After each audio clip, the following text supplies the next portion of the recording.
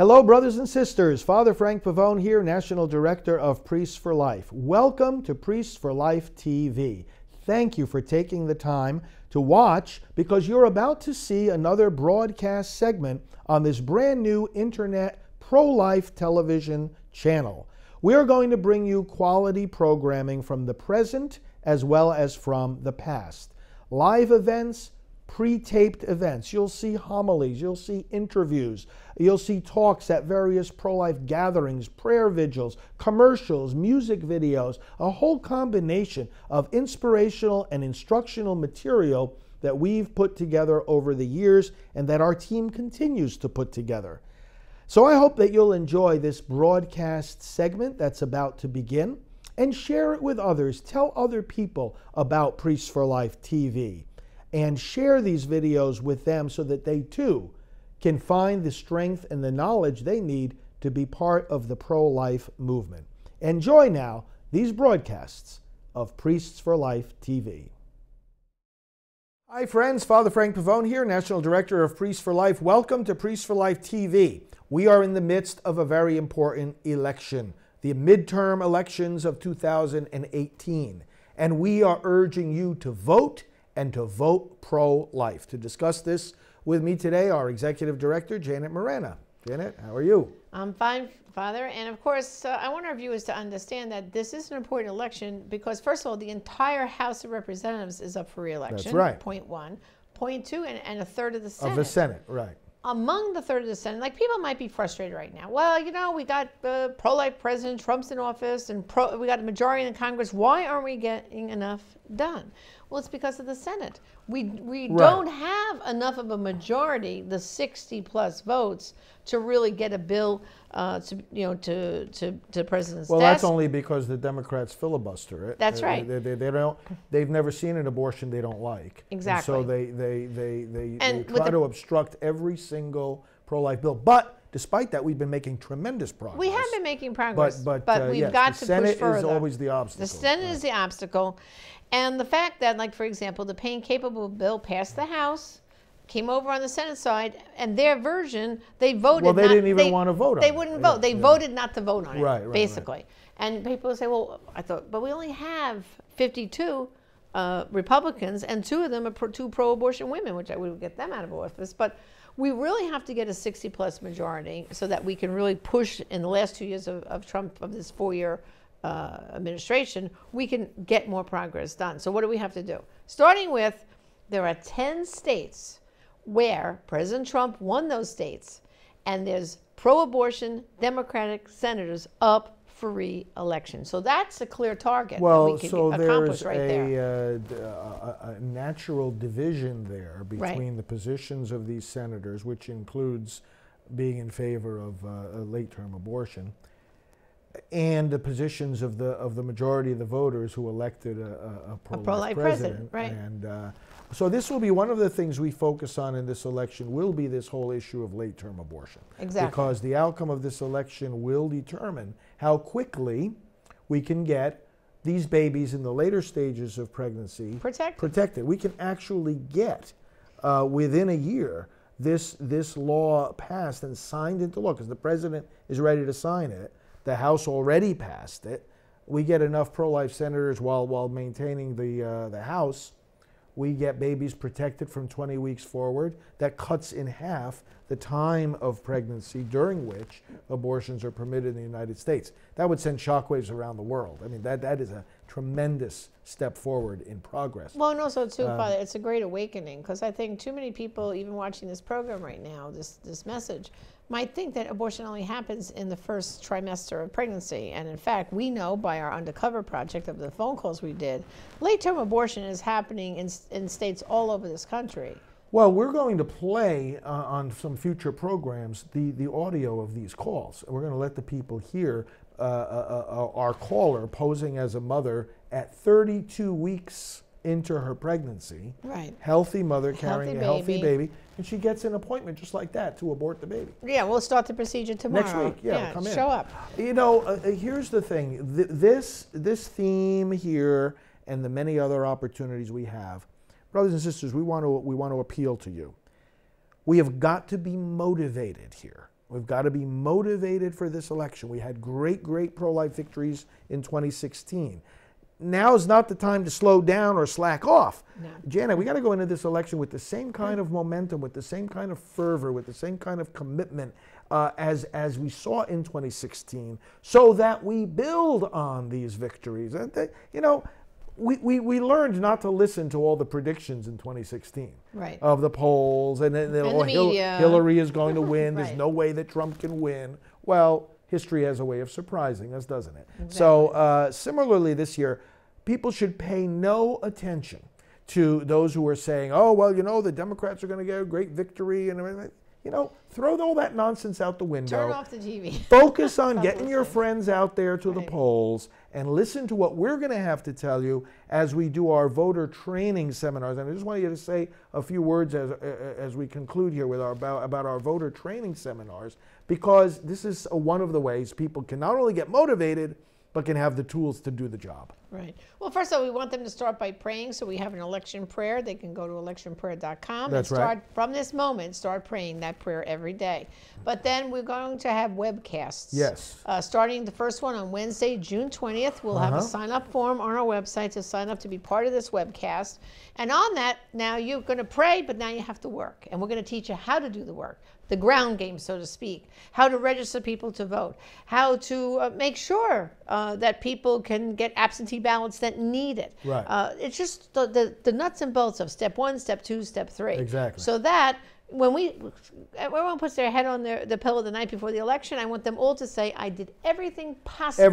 Everything humanly possible to get the most people pro-life to the polls so we can have the victory. And we're going to train them day. on how to do this. We're going Just to train like them I on how said, to do it. online webcasts that they can join right on their computer That's or right. by phone.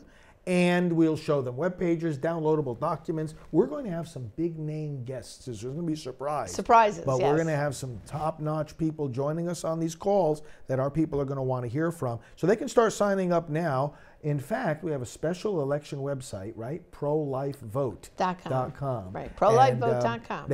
They can see that we'll have the dates of the various webcasts there. There's a few states in which we'll be able to do these seminars on the ground. We'll be going in there, including right here at our headquarters in the in fall, Florida. in September, we're going to have them right here in our office in Titusville, And Florida. we'll be doing some in various other states. So all the information is there at ProLifeVote.com.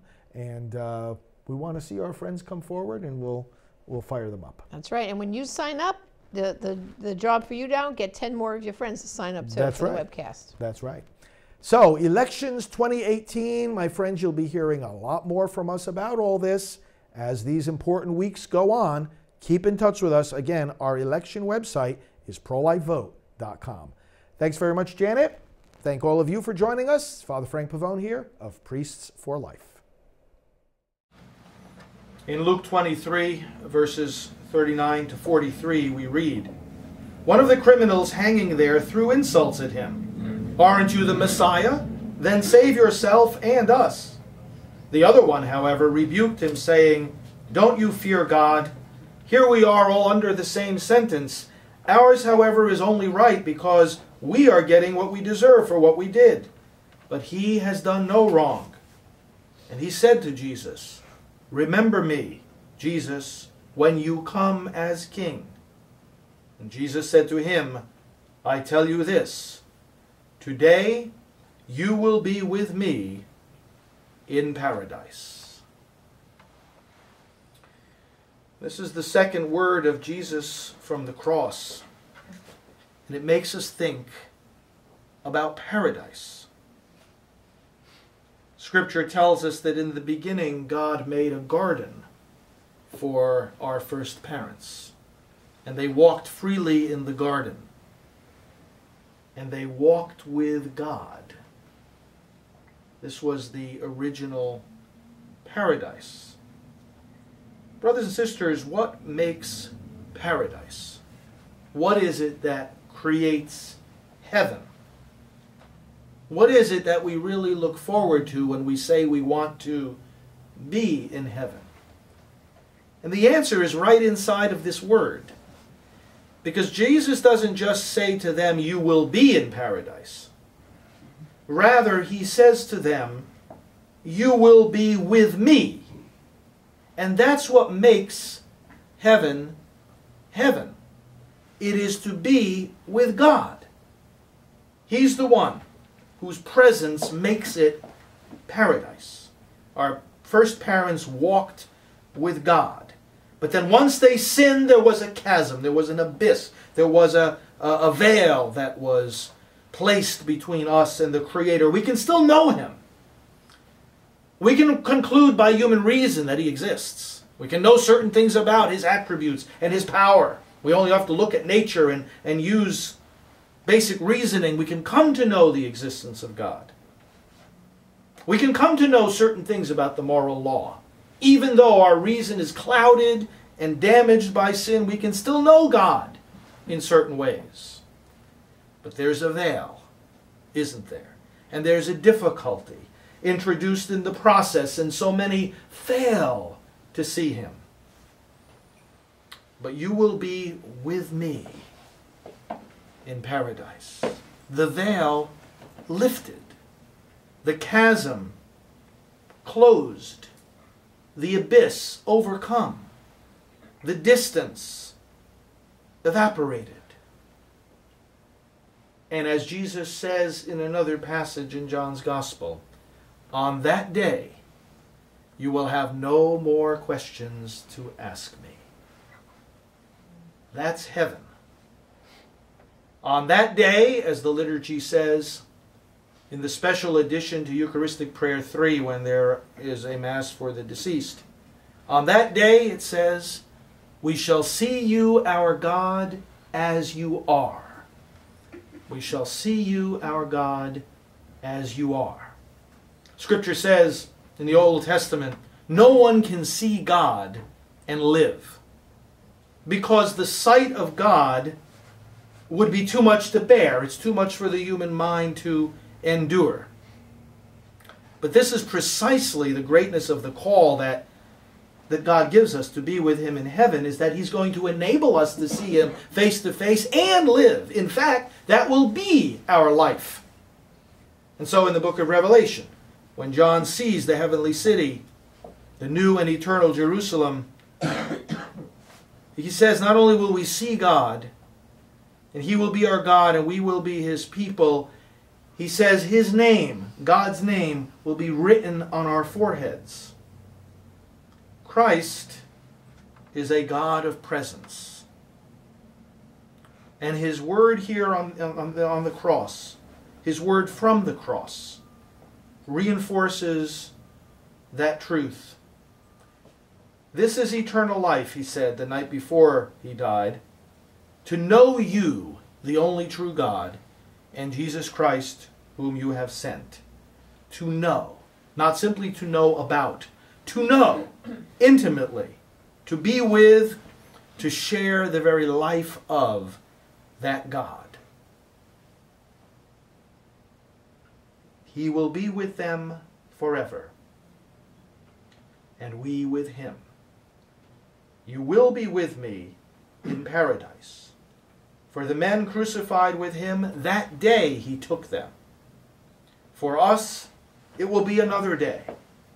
But brothers and sisters, the union with Him that blossoms fully in heaven has already begun. That's our call right here, right now, to be in union with Him and to allow His presence, to allow His life to be merged with ours. Come to us, Lord Jesus, and let us be with you today, that we may indeed be with you forever in paradise. Amen. Well, hi friends, Father Frank Pavone here, National Director of Priests for Life. Welcome once again to Priests for Life TV. We're together with our Executive Director, Janet Marana, today. Janet, how are things? Things are good and very busy. Very busy. We want to talk about 2 international trips that you are getting ready to make as we are taping today.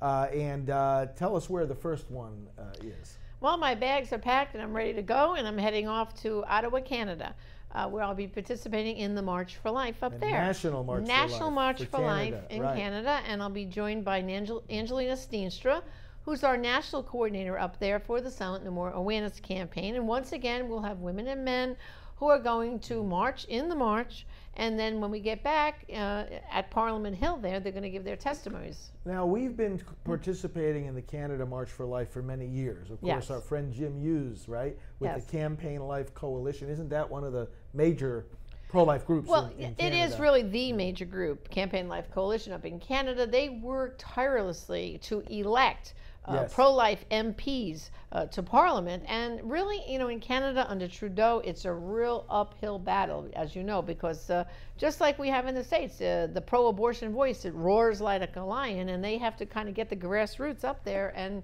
get those MPs elected to office. What's great about the March for Life in Ottawa, though, is they have a lot of those MPs come and support the rally, and they're there and they're speaking. Yes. It's very encouraging to see, despite what Trudeau tries to squash, they're able to get pro-life MPs in office. Well, and of course, I remember seeing a lot of them the times that I've gone to speak up there for their march, and you and I have both been up there multiple times, and we've yes. seen them. And but Canada is a strange situation, isn't it? They have no law Right. on abortion, which then means, therefore, it's permitted without restriction. It's permitted without restriction, and unlike the United States, we talk about Planned Parenthood getting all the government money, Title X, but then a lot of people get abortions through their own medical insurance. In Canada, because it's socialized medicine, the government is paying for all the abortions. So there's a big difference there, right? I mean, it's your tax dollars, or the money is really paying for every Canadian that's being aborted is government funded. Now, the Silent No More Awareness Campaign, let's remind our viewers, it's a joint project of Priests for Life. And Anglicans And for Life, Anglicans with for Georgette Forney, who I co-founded the campaign with. Right. And Angelina Steenstra actually was inspired to come to Washington in the very early days of the campaign. Yes. And she was also inspired by Alveda King, Martin Luther King's niece, who was, of course, part of our ministry, and said, you know what, I want to bring this campaign back to Canada. And of course, she contacted us, and the rest is history. It's been up there about 15 years. It's the one country that's had it the longest. Now, she coordinates this nationally. So just like in the United States, we have coordinators for each region of the country where Right. if people regret their abortion and they want to find healing, or they want to explore whether they can share their testimony, they would contact the regional coordinator. So Canada has its regional coordinators too. We have some, and they're in the provinces. We have the states, they have the provinces. That's the difference. And they can just go to our simple web domain, abortionforgiveness.com. So for Canada, you just click on the international tab, and it will show you where the healing resources are, and also where the regional coordinators are throughout the country. They model the activities at the Canada March for Life very much like Nellie Gray Yes. established the March for model Life, yes. in Washington. Tell us about the structure of events these next few Well, the days. history really is Jim Hughes, as you mentioned, from Campaign Life Coalition. He's been coming to the States for decades, participating in our March for Life. And, he spoke to Nellie, I want to bring this back to Canada. And she said, well, Jim, do what, you have my blessing. You Right, want to right, spread it right. up to Canada, go right ahead. So he's basically taken that model, and what they do is they have first, it's slightly different, but it really works well. They have the rally in front of Parliament Hill, then we march through the streets of Ottawa, then we come back for Silent No More testimonies, then we go to a great hotel for what they have, the Rose Dinner. But what's unique about their dinner, which I wish we could get done in the States, they have two parallel dinners happening at the same time. The adults and then the young people, the teenagers. And, when the first year they did it, the adults was the biggest banquet and the teenagers was less. But you know something? It's now the other way around. The teenagers have the bigger banquet and the adults are fewer, in the numbers. And people always say, oh, what do they give these kids? Pizza? No. They get served the same dinner that the adults get, and they get a keynote speaker that's, tailored for them. And then the Nice. next day, they have an all-day conference for the youth that have come. They come in bus loads from the different provinces, and they have an all-day conference. So many of the speakers that are at the Rose Dinner that night are then speaking in longer workshops and presentations the next day. And of course, Silent No More. We have an exhibit table both at the Rose Dinner and the next day at the youth. And Angelina Steenstra is speaking.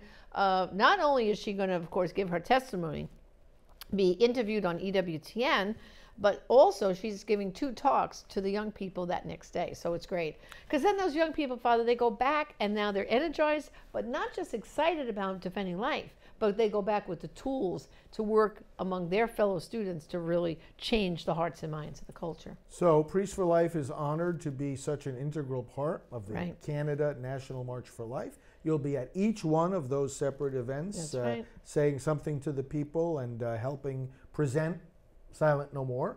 And so it's great to be on the international scene in that way.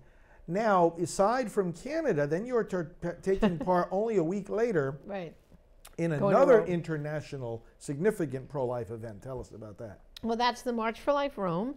I believe it's been happening about 4 or 5 years now. It's growing. And I've been invited to speak again about Silent No More and about shockwaves. And I'm going to take a real risky thing, Father. Although I don't speak any Italian, I'm going to read my talk in Italian. So hopefully it'll work out. I have a lot of practice to do between now and that day, but it's going to be exciting. I love going to Rome. Never have to twist my arm there. And I'll be doing other meetings that we have with the different dicasteries that we know out over there. But it'll be a unique experience because the March for Life Rome, from what I've seen, has become like a little bit of an international march. People come from surrounding countries to participate in the March for Life Rome. Although the Italians want to make it sound like it's just for Italy, but other countries now come and participate. Well, Virginia Cota Nunciante, who is coordinator for this event, has been to our March for Life here in Washington. Yes. We welcomed her here, and we've been together with her in Rome many times. Right. So now, I remember last year talking with her about, bringing silent. She also is interested in bringing Silent No More to the attention of the people in Rome Exactly. and the international pro-life community. And so tell us what you'll be saying to the crowd there when you speak to them at this very significant international event. Well, basically, it's to make them aware about the women's voices and that, yes, in Italy, too, there are women who are hurting from abortion. And that the fact that Rachel's Vineyard, which is the largest really healing after abortion ministry that's under Priests for Life, it's all over the world, and it's in Italy. So we really want to bring a message of hope and healing to especially to the Italian women, because so many of them, they must feel like in the early days here in the United States, like they're stuck in this trap of no one understands my pain. Oh, the church must be against me because I did this unforgivable sin. They think it's the unforgivable sin. So we're there to say, look, you've had that abortion, come back to the church, come back for healing. You can be Silent No More too. Well, we wish you good travels in these 2 international trips representing Priests for Life and our Silent No More campaign at the March for Life Canada and at the Rome March for Life. And That's brothers right. and sisters, you can follow these events at our main website, prolifecentral.org, and of course our social media sites. You go to prolifesocialmedia.com and you'll see the various Facebook and Twitter and Instagram platforms and other platforms too. And you'll be posting many pictures, Janet, as you experience these different events, photos and videos and commentary. So follow us, brothers and sisters, and continue to celebrate with us this continued international growth of Priests for Life and Silent No More, the international progress of the pro-life movement. So praise the Lord, and thanks, Janet. Thank you. The third word of Jesus from the cross comes to us in John chapter 19, verses 25 to 27. Standing close to Jesus' cross were his mother's sister, Mary, the wife of Clopas, and Mary Magdalene. And Jesus saw his mother and the disciple he loved standing there. So he said to his mother, "Woman, here is your son." Then he said to the disciple, "Here is your mother." And from that time the disciple took her to live in his home.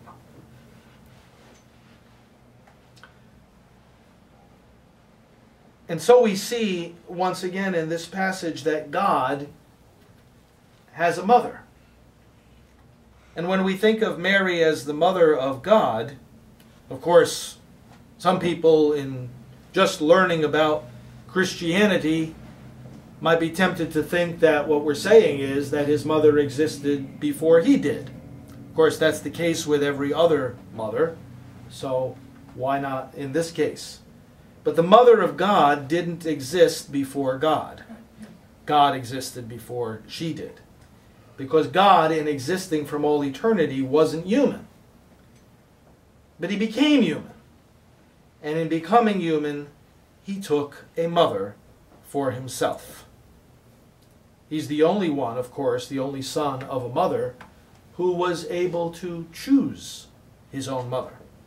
And this, of course, is one of the reasons why Mary is held in such high reverence by Christians.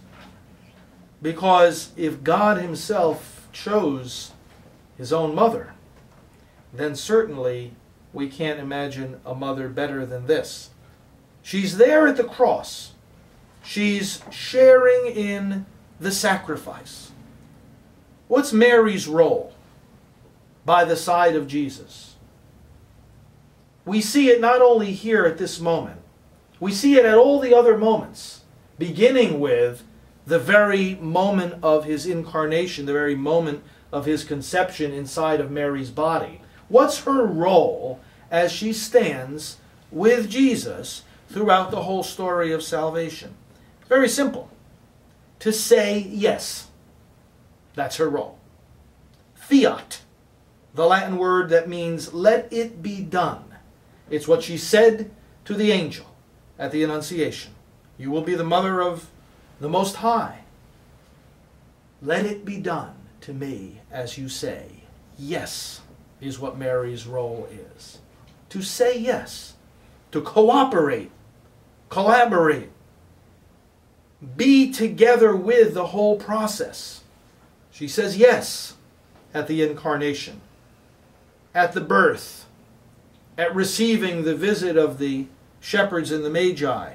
She continues to say yes as she realizes that the moment has come for him to enter into his public ministry and reveal his glory by doing that miracle at Cana.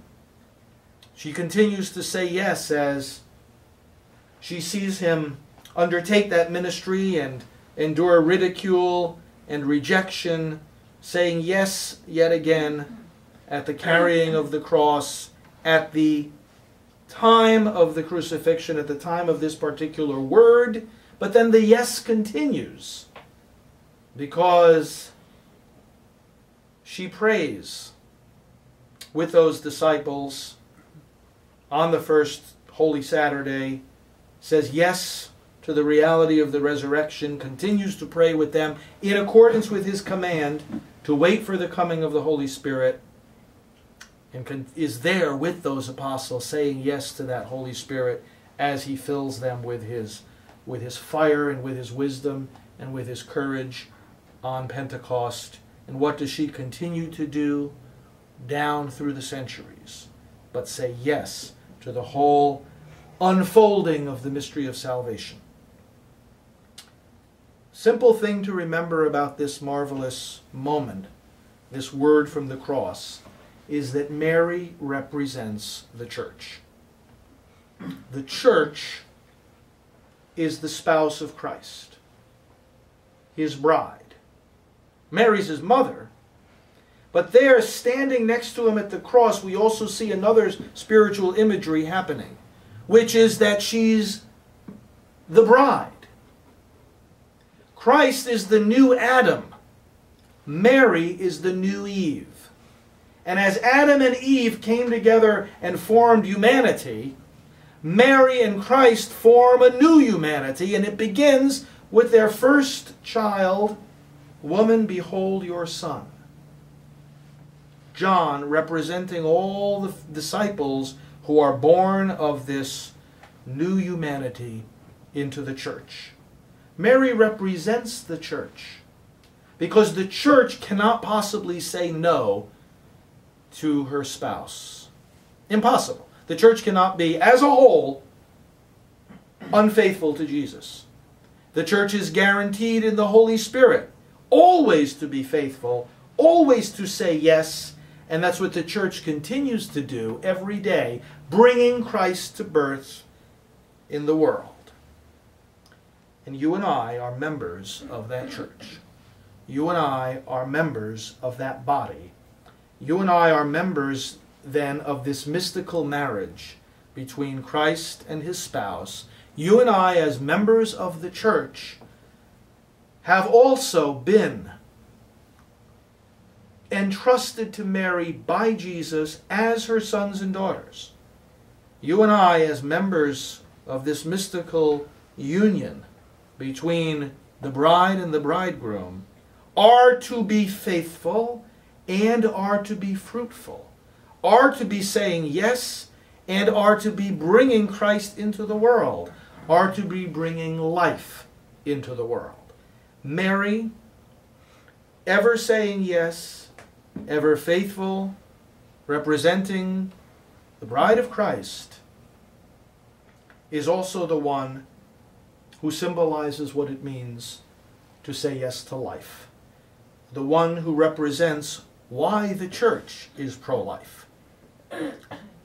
The church is pro-life because she's a woman. She's a mother.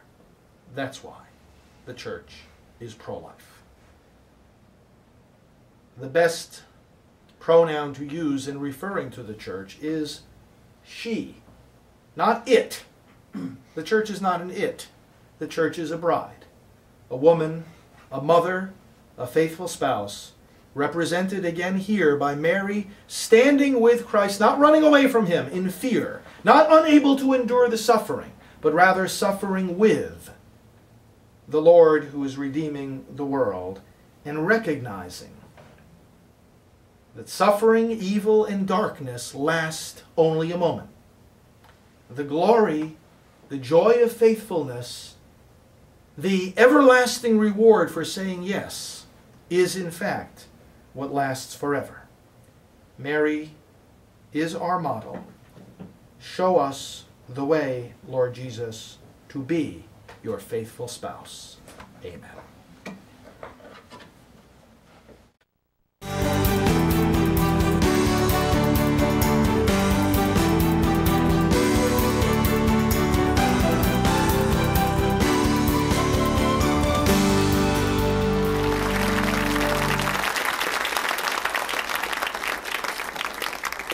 Thanks again for joining us on yet another episode of our series, The Catholic View for Women, News and Views for Women from a Truly Catholic Perspective. I'm Teresa Tomeo, one of the co-hosts of this show, along with Astrid Bennett Gutierrez and Janet Miranda to my right. And in the next two episodes of The Catholic View, we are going to discuss what we're calling weird science. And ladies and gentlemen, we are talking about weird science indeed, because there's all kinds of things that are happening out there with couples who are trying to get pregnant, and who knows if someone in your family may be experiencing this right now, led down a path, God forbid, of in vitro fertilization. There's also stories out there now about selective reduction. In the next episode, we're looking at how women are being objectified and they're damaging themselves physically, spiritually, economically, through egg harvesting, all kinds of strange things going on. And again, you know, we keep talking about this in this series. Everything keeps going back to contraception and this whole attitude. It's craziness. It is.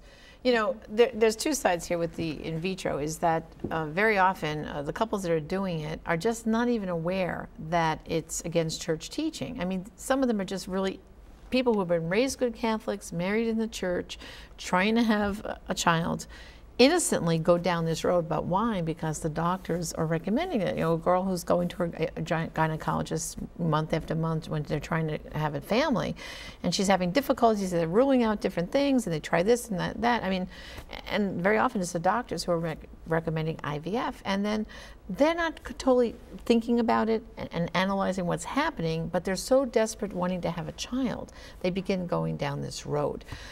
Recently, a very dear friend of mine was telling me that she was shocked to find out her own daughter was going to do this. And I said to her, I said, but it's so expensive. And I said, you know, I said, first of all, the church's teaching is against this. And she goes, I know, I'm so upset. And she said, believe it or not, the doctor introduced her to a hospital that was accepting patients on a very low budget as like experimental trials. And she's going to do this because she feels that I could finally conceive a child.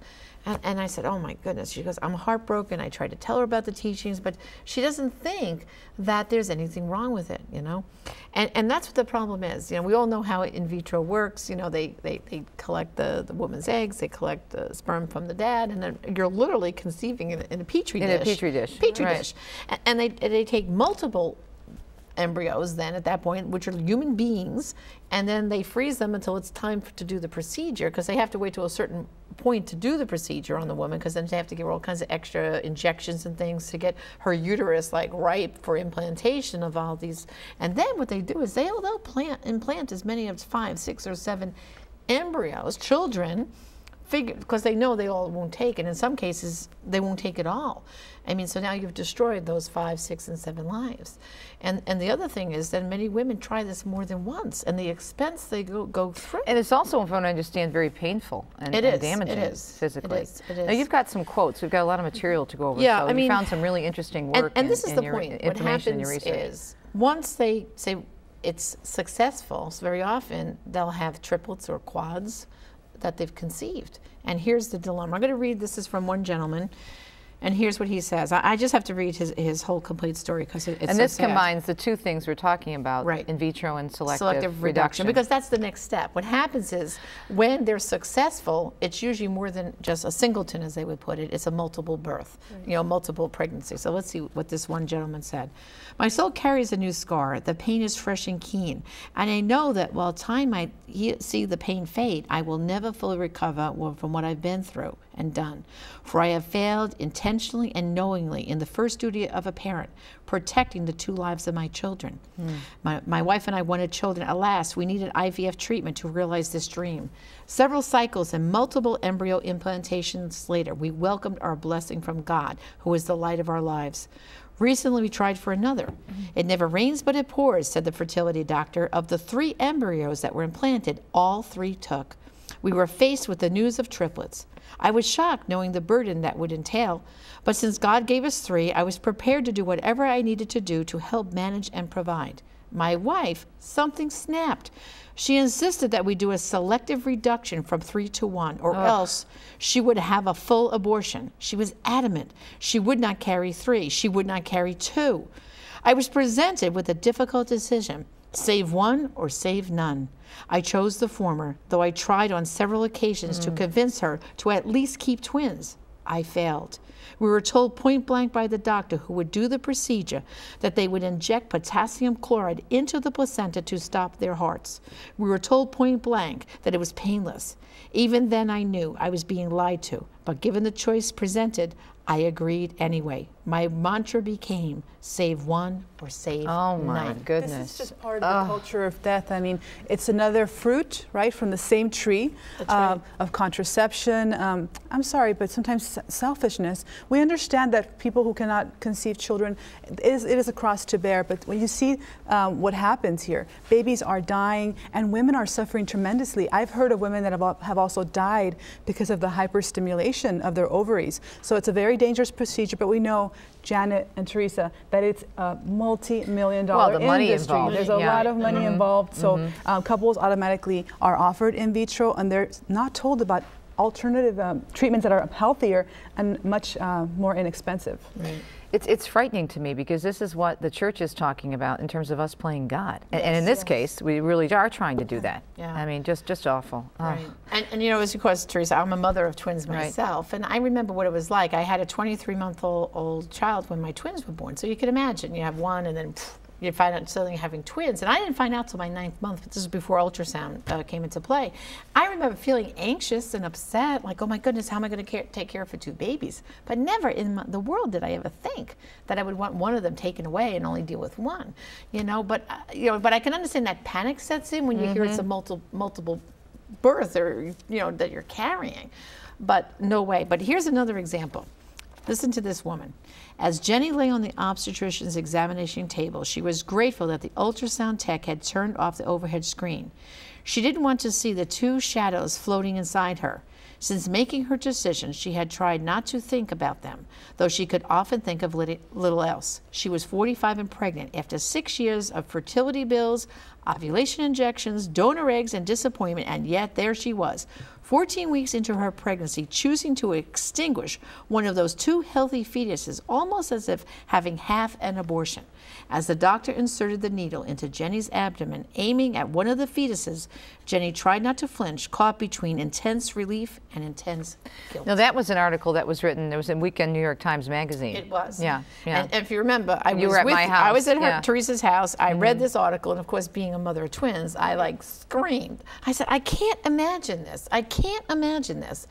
Having 2 children inside of you and laying there, like she's saying, and knowing that one is deliberately being killed. And remember, we were talking about that article. What was so frustrating about it is that they were trying to present, and you know, the New York Times, being so balanced. And So see, in our balanced. day and age now, we have this option. That's right. For women and For for women. families, and it's Right. okay, you know. And it's another just attack on the weird unborn. science, as we're It talking is. about It today. is. We're going to take a break. We have a lot more material to cover. When we come back, we're going to hear from a medical expert and what the church says about these things, and also what is the correct way to approach infertility. It's not that the church is insensitive to this, it's that there's a godly and a proper way to go about this. Stay tuned. We'll be right back for more Catholic View for Women right here on EWTN.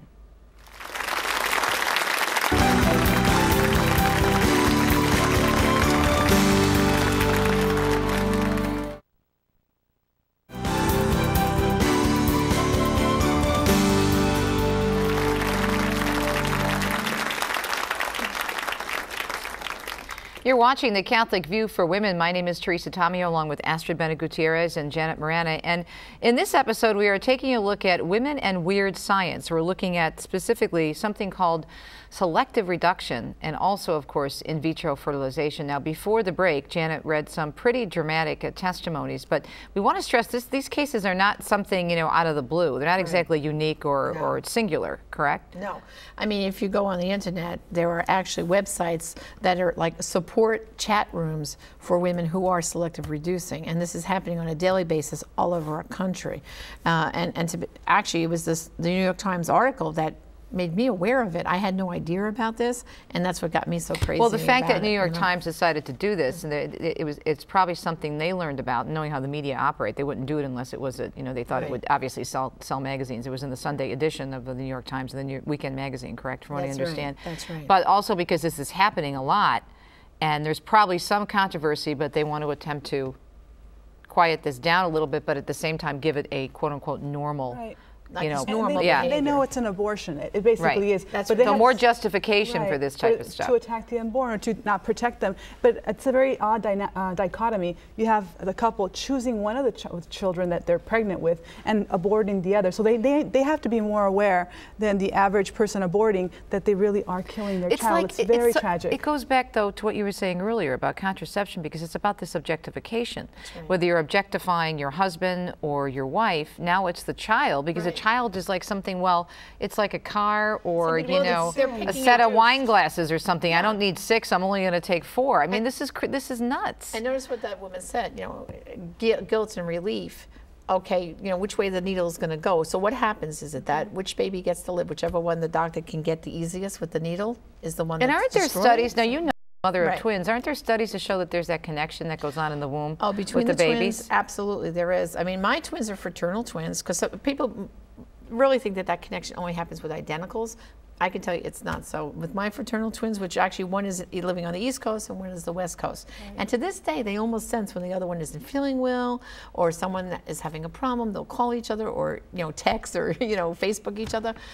They really have a keen sense of what's going on with the other, and even as fraternal twins. And while they don't verbalize their life in utero, certain things they talk about are obviously a time they had together before being born. Women have the right to know what's happening in their bodies and what this technology is really going to do to them. Right, and the guilt. I mean, we're talking about having a guilt from really it is an abortion, destroying the life of your child, and and then every time you look at the born child, you know that you destroyed 1 or 2 other children. I mean, how do you deal with that as an ongoing basis? Just looking that and then that child always has to go have a higher benchmark because the parent is thinking, if that child if I has didn't problems, kill that one, maybe the other one would have been smarter, or maybe they wouldn't have had this problem, or maybe I got rid of the wrong one. Incredible. It's absolutely terrible, and But there is a good way. The church has a yes to infertility. You know, that's the thing we wanted to point out. And Pope here. Benedict actually, recently, not too long ago,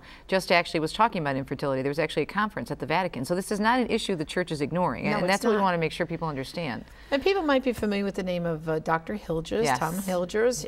He has the Pope Paul VI Institute and In Omaha, in Omaha, Nebraska. Nebraska.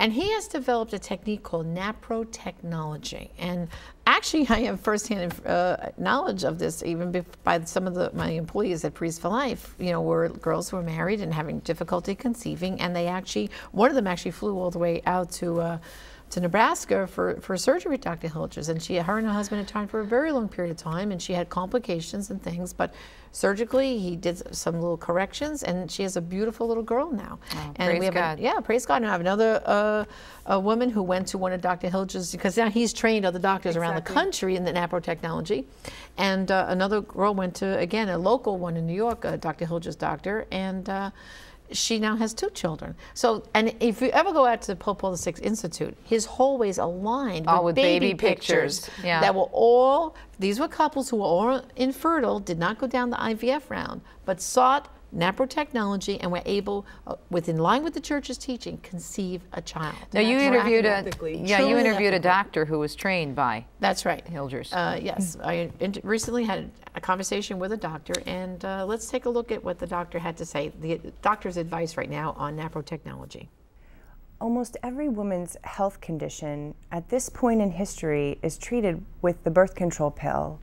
And it's a little bit disturbing if you think about it. What happened when the birth control pill was created was that it gave doctors an easy way out for things like abnormal bleeding, irregular periods, painful periods. All of a sudden, doctors no longer needed to continue to look for the why, the underlying reason that a woman was having that problem. All of a sudden, the answer was just to shut down that system. But we don't do that in any other area of healthcare. In every other field of medicine, we look at what's causing the underlying problem, we diagnose the condition, and then we treat it using medicine that's meant to restore health and normal function. Now, the Catholic Church gets a bad rap for being anti-woman because they take this position against birth control. And the church is against it for many reasons. But even if you step back and look at it from a medical perspective, what you see in what the church has done is that good ethics has actually led to better medicine. So Catholic physicians, unwilling to simply give women a pill that shuts down a normally functioning system, continue to work to identify the underlying cause and then correct it using treatments, whether it's medicines, whether it's natural hormones, whether it's surgery. But all of the treatments are geared towards correcting the underlying problem to restore normal health. So just as an example, many women have irregular cycles. They come at unpredictable times. Bleeding occurs in an unpredictable way. If you go to a regular OBGYN, they're just going to say, here, take the birth control pill. They are not going to tell you that the birth control pill has very real side effects like depression, decreased libido, weight gain. They're also not going to tell women that they have very real risks, small percentage chance risk, but real risk of things like heart attack, stroke, blood clots. You know, you hear these things on the commercials. And they're not going to look for the underlying cause. It's a simple and quick Band-Aid solution. But irregular cycles are very often due to a hormonal deficiency. And by replacing the missing hormone, women's cycles become regular, their mood can improve, their bleeding becomes normal. Women with this particular hormone deficiency will be at risk of miscarrying. And by identifying the problem in advance, we can actually, in many cases, prevent miscarriages before they happen. So these symptoms are a sign of an underlying problem that has other health implications. Naprotechnology stands for Natural Procreative Technology, and actually came from doctors and scientists trying to be faithful to the church. They were actually looking to standardize and perfect a natural family planning method. But as they did their research, what they found is that the natural family planning chart that a woman records documenting the changes in her menstrual cycle could be used as a diagnostic tool and could also be used to help determine and time treatment, so that now we have alternatives to the birth control pill for almost every women's health condition that's treated with the birth control pill. Irregular cycles, abnormal bleeding, polycystic ovarian syndrome, severely painful periods. We have alternatives for treating menopausal symptoms and things that occur in the perimenopause. And we have a phenomenal alternative to in vitro fertilization for treating infertility and recurrent miscarriage. And so now, again, as a result of faithfulness to the church's teachings, good ethics led to good medicine. We have better, healthier, more natural alternatives. Infertility is a symptom of something. Recurrent miscarriages happen because of some underlying problem. With NAPRO technology, we look very closely at hormonal problems, problems in the way a woman ovulates, anatomic problems that can be corrected. By identifying the problem, we can then provide treatment that actually works with the woman's naturally occurring cycle to restore health, restore normal function, and allow many, many couples to conceive through natural intercourse instead of having to turn to alternatives like in vitro fertilization or intrauterine insemination. Well, that was very informative, and we'll have information on our website as to how you might find a NAPRO technology trained doctor in your area. But now, Astrid, let's get down to the church's teaching. I think you had some good quotes for us. Yes, the Catechism does provide the truth regarding this, why the technology in vitro fertilization is so tragic. This is what it teaches. Fecundity is a gift, an end of marriage, for conjugal love naturally tends to be fruitful. A child does not come from the outside as something added, but springs from the very heart of that mutual giving as its fruit and fulfillment. So we see how in vitro and these technologies violate what God naturally designed for marriage. Now, we talked about NAPRO technology, but there are other technologies that are illicit that I want to mention just for clarification for our viewers. So in lieu of IVF, people can consider the following technologies, and this one is, the acronym is GIFT, Gamete Intrafallopian Transfer, and I'm glad we had you read this. Yeah. I've been practicing. And LTOT, which is low tube ovum transfer, which they do not violate what we just talked about right now. It respects the marriage and the marital act the way God designed it. And also, it's better for the woman. That's right. Mm-hmm. That's what I think is really important. And again, we've been stressing this over and over and over again. Sometimes I feel like, I would say broken record, but nobody knows what records are anymore unless they're, you know, over 35. Right, and the truth has been unleashed. Yeah, we see it in reality shows now. There's a show out, Juliana and Bill, where there's a couple going through. She's the entertainment reporter, and Yes. they've been monitoring, following her with her, you know, and it's been really painful from what you've been telling me. Very painful. She ended up in the hospital after her second cycle of IVF. It's very tragic to see the emotional turmoil, the stress on their marriage, and then the deception at the very end. So we're not making this up. This is something couples really are going through, and the secular media is acknowledging as well. In terms of the information, is it getting out there though, do you think? Little by little. But I think the problem is, like I talked about my friend's daughter. Because these, I don't mean to interrupt you, but these articles that you're reading from seems to endorse it as opposed to trying to shed light on this topic. Which the New York Times article. Well, yeah, that's what they are. Those articles are really endorsing it. And I think because we don't hear in the pulpit, I mean, did you ever hear a homily on IVF?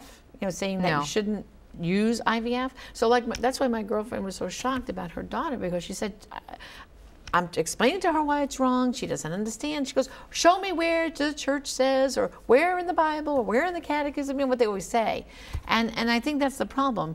The information, the secular media so saturates the culture, like, oh, this is just another good thing, la, la, la, la, la. And then they look at us because they say, well, you're so pro-life, you know, the church is so pro-life. Why would you? Against them having children. Exactly. Absolutely not. Objectively speaking here, it's true for the pill and all the contraceptives, and it's true for IVF. it kills babies. It forms human beings to harvest them, to freeze them, to discard them, to experiment on them. That's the reality, is whenever you use IVF, children will die, as it happens with contraception as well. So we know this objectively. Any doctor will acknowledge it. They just twist the language so people don't feel so bad about it. But the reality is that we're dealing with bodies and souls that are lost through this. Right. It's just very, that's why we called this episode Weird Science. Now, we do have quite a bit of homework for people, and this is important because there's a lot of information out there, and we want to give you the most recent information and the best websites. And if you're a new viewer to Catholic View, we need you to know that we have a great website, as we just said. It's called thecatholicviewforwomen.com. We have food for thought. We have links there. You can email us. You can like us on Facebook. This will give you an opportunity really to dive a little bit deeper into the topics that we present, especially a topic, you know, such as selective reduction and in vitro fertilization. Janet? Okay, so for our homework, again, on the website, there will be links to the following two documents, Donum Vitae and also Dignitatis Personae.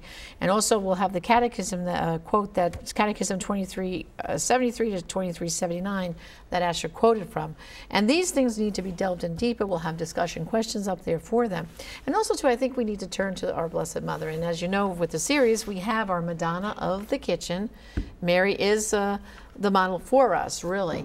And, you know, when we come to these difficult decisions, having images of Our Lady around your home, and the Madonna of the Kitchen is another perfect example how we can bring Mary into our home, into our spirituality. And those of people who have difficulty conceive a child, turn to our Blessed Mother, say a daily rosary, and pray for God to grant you the gift of life of children. I do think it's really important, again, to tell people that the Church is not trying to say that they're insensitive to this topic. That's right. Because the Church is very, very sensitive to it. And there, as you've read from the Catechism, and as you've read in terms of an interview, the doctor, the expert on nephro-technology, there are options. People just don't hear about them. That's right. And that's one of the reasons why I wanted to do this show. Absolutely. Okay. Now, some of these documents are there. You can get hard copies of them too, can't you? Sure. If you go, first of all, if you go to the USCCB website, you can order them, because this might be something, if you're in a women's group, especially Yes. with young married women. I'm thinking that might be a really good resource. I know Priests for Life has all kinds of things you can order from priestsforlife.org. And I know in right? the religious catalog here at EWTN, they also have many of the church documents you can get from the religious catalog also. And also, we didn't include this, but you can also look for a CD by Dr. Marie Meany from Human Life International. Oh, that's right. You mentioned that before the show. It's called Embracing the Cross of Infertility, so that we can really walk with Jesus and Mary through this difficult process. Wow, great discussion. Again, it just went by so quickly. That's why we're going to have another show coming up on Weird Science. So stay tuned. And again, go to our website. That is CatholicViewForWomen.com. I'm Teresa Tomeo for my co-hosts, Astrid Bennett Gutierrez and Janet Morana. Thanks so much for tuning in, and we'll see you next time here on EWTN, of course, on The Catholic View, news and views for women from a truly Catholic perspective. We'll see you next time.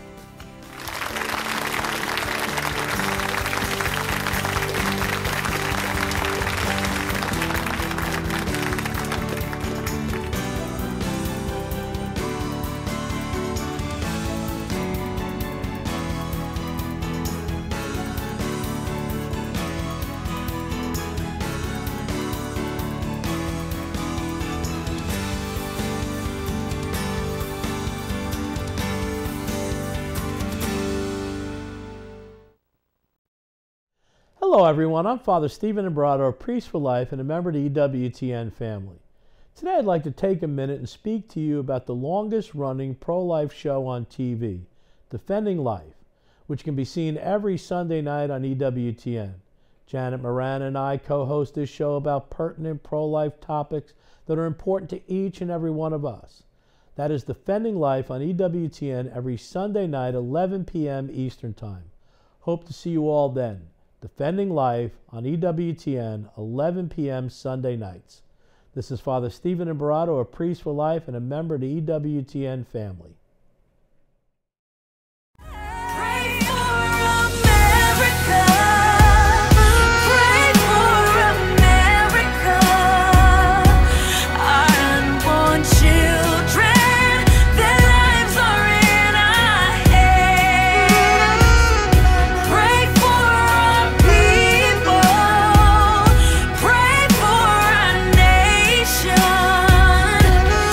Pray for peace.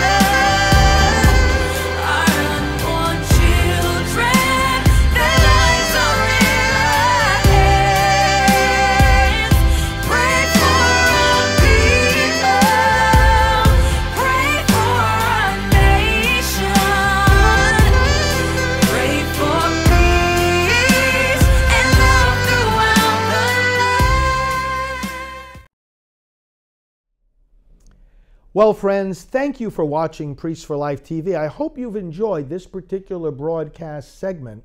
We will be increasing the length of time of these broadcast segments until eventually we're bringing you 24 hours a day of pro-life information and education. So please do spread the word about this new pro-life internet channel so that we can get as many others as possible to gain the knowledge and inspiration they need to be part of the battle to end abortion. Well, friends, in order to do this work, we do rely on you for our support. So can I please also ask that you send us a donation? Go to prolifedonation.org in order to give a gift to Priests for Life today so that we can continue to be out on the road, spreading the pro-life message, activating the churches, lobbying for pro-life legislation, electing pro-life candidates, closing abortion mills, and doing the work that we all need to do to protect these babies. prolifedonation.org. We rely entirely on your support.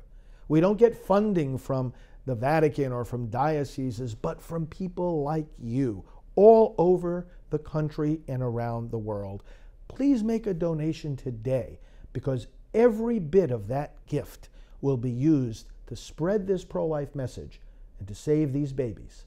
prolifedonation.org. Thank you, my friends, for your support.